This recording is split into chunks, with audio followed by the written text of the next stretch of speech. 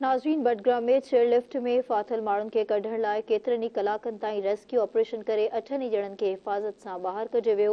जॾहिं त निगरान वज़ीर आज़म अनवारुल्लाह काकड़ कामयाब रेस्क्यू ऑपरेशन करण जी ख़ुशीअ में जश्न मल्हाइण जो ऐलान कयो आहे। वधीक तफ़सील हिन रिपोर्ट में। ख़ैबर पख्तूनख्वा जे इलाइक़े बडगाम में चेयरलिफ्ट में फाथल 8 माण्हुनि खे कढण लाइ केतिरनि ई कलाकनि ताईं जारी रेस्क्यू ऑपरेशन मुकमल कयो वियो ऐं समूरनि माण्हुनि खे हिफ़ाज़त सां ॿाहिरि कढियो वियो आहे। रेस्क्यू अख़्तियारनि जो चवणु आहे त पाश्तो वारे इलाइक़े में चेयरलिफ्ट में फाथल समूरनि 8 माण्हुनि खे हिफ़ाज़त सां कढियो वियो। रेस्क्यू कयल माण्हुनि में इरफान, नियाज़ मोहम्मद, रिज़वान, गुलफराज, शेरनवाज़, इब्रार, अताउल्लाह ऐं उसामा शामिल आहिनि। ISPR मूजिबि बडगाम में पाक फ़ौज इंतहाई मुंझियल ऐं ॾुखियो रेस्क्यू ऑपरेशन कामयाब रहियो ऐं 600 फुटनि जी ऊचाई ते चेयरलिफ्ट में फाथल माण्हुनि खे बचायो वियो। ISPR जो चवणु आहे त रेस्क्यू ऑपरेशन जी अॻुवाणी GOC SGC कई। आर्मी एविएशन SSG जी टीमुनि आर्मी चीफ जी हिदायत ते रेस्क्यू ऑपरेशन शुरू कयो। पाक फ़ौज जे स्पेशल सर्विसिस ग्रुप जे सिलिंग टीम ऐं PAF जो हेलीकॉप्टर बि ऑपरेशन जो हिसो बणियो। सिलिंग टीम खे आर्मी एविएशन मुकमल टेक्निकी मदद फ़राहम कई।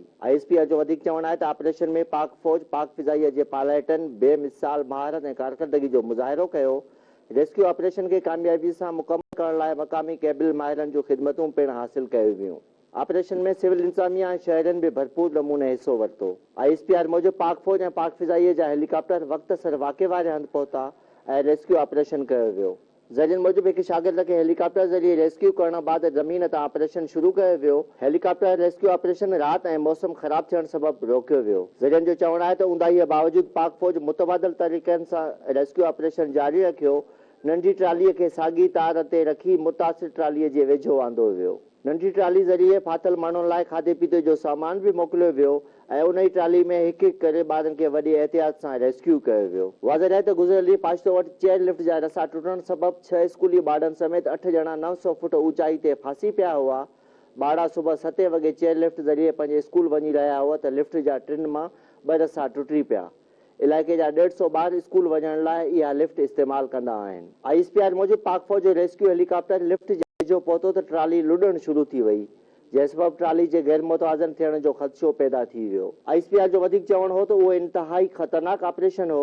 पाक फ़ौज जो रेस्क्यू हेलीकॉप्टर बडगाम पहुतो ऐं इलाइक़े जी ॻोल्हा कई। हेलीकॉप्टर में पैदा थियल हवा जे दॿाउ सबबि आख़िरी रसो टुटण जो ख़दशो हो, जंहिं सबबि हेलीकॉप्टर मां रेस्क्यू ऑपरेशन इंतहाई मुहतात अंदाज़ में कयो वियो। चेयरलिफ्ट में हिकु ॿार ख़ौफ़ मां बेहोश थी वियो, जंहिंखे बाद में होश में आंदो वियो। निगरान वज़ीर आज़म अनवारुल्लाह काकड़ हिफ़ाज़ती मयार ते पूरो न लहंदड़ चेयरलिफ्ट्स खे फौरी तौर ते बंदि करण जी हिदायत कई।